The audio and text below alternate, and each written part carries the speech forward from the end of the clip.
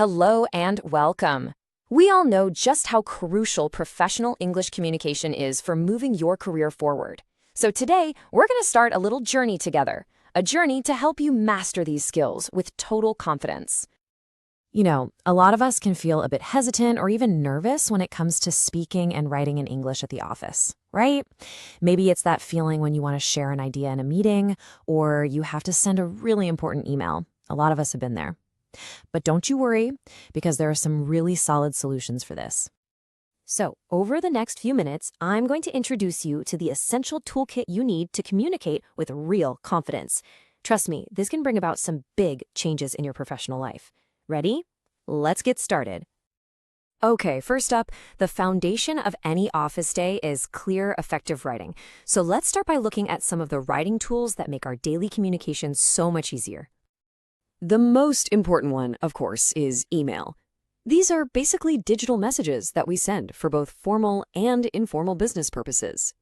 We use email for everything, sharing information, making requests, and officially documenting conversations.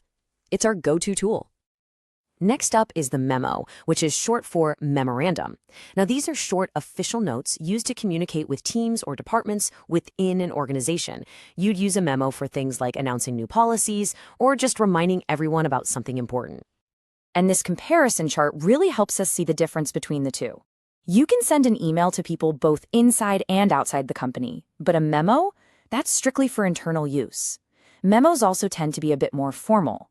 Knowing this distinction is super helpful for deciding which one to use and when. All right, let's talk about 3 of the most common types of business letters. You've got the letter of inquiry for when you need information about a product or service. Then there's the letter of complaint to bring an issue to someone's attention. And finally, the letter of request for quotation, which is when you need a price estimate for a project. When you're making a complaint, you need to be very clear and professional. Take a look at this sentence. I am writing to formally raise a complaint. See that word, formally? Using it makes it clear that this isn't just a casual comment. It's an official complaint that needs to be documented. This really helps get the issue taken seriously. Okay, let's move on to meetings. How do we turn a simple conversation into effective decisions and, more importantly, action? Let's get into some tools that can help with exactly that.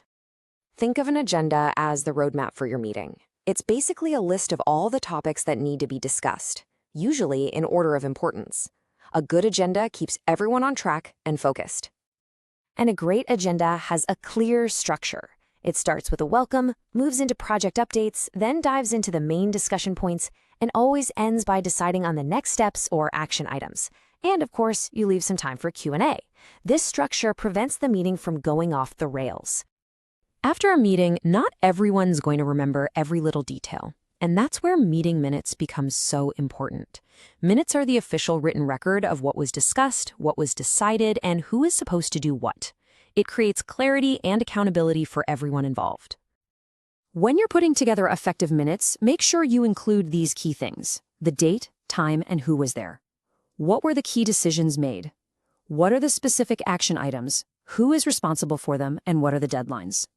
And finally, when's the next meeting? Now we're getting into the more serious stuff, the kind of communication that can really influence the direction of a business. We're talking about high-stakes situations, and reports and negotiations are right at the top of that list. Before you enter a new market or make a huge investment, you need solid information, right? That's what a report is for. It's a formal document that presents data and analysis. Basically, data-driven reports help us make the right decisions instead of just guessing.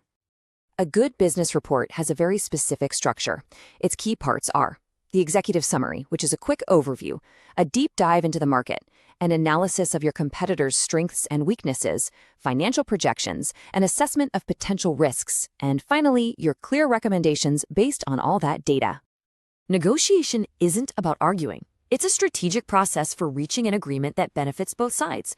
It usually has 4 main stages. You prepare thoroughly, you discuss your needs clearly, you bargain and look for compromises, and finally, you reach a written agreement on all points. The language you use in a negotiation is incredibly important.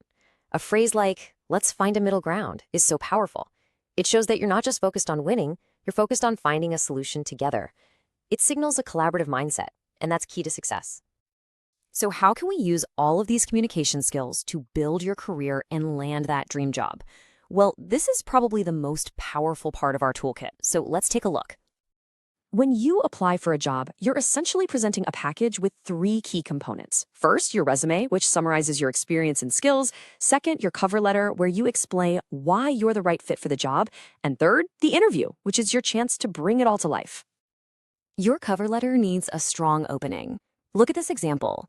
Using a phrase like keen interest is so much more powerful than just saying interest. It shows a deeper level of enthusiasm, and that can really help you grab the recruiter's attention right from the start. Here's a winning formula for any interview. First, do your homework and research the company. Then, prepare your own career story, your accomplishments and goals. Practice answering common questions. And don't forget to prepare some thoughtful questions to ask them. Finally, sending a thank you note after the interview can really make you stand out from the crowd. This chart makes a really important point. About 70% of your interview success depends on the preparation you do beforehand. Your actual performance in the room is only about 30% of the equation. So remember, preparation is where you truly win the job. So today we've covered a lot of powerful tools: email, memos, agendas, reports, negotiation, the list goes on. Now it's your turn.